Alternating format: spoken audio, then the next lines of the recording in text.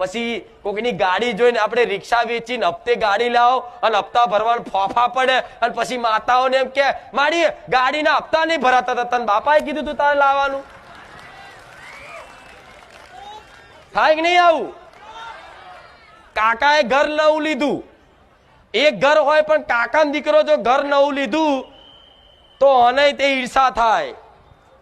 આપણે એક ચમ ના લઈએ એટલે છે ને દાગીના બાગીના આગા પાછા કરીને લોન બોન મેલી અને ઘર લે અને પછી હપ્તા ના ભરાય એટલે માતાઓના માથે પડવાનું. મારી 5 રવિવાર ભરે મારું દેવું થઈ ગયું, તો તને કોણે કીધું તું ઘર લેવાનું? એક નતું ઘર. અને તમે તમારી માતાથી વિમુખ હશો ને તો આ છે ને તમારું મન તમને જાત જાતની લાલચ લોભ આપશે. આવું ઘર લઈ લે, આવી ગાડી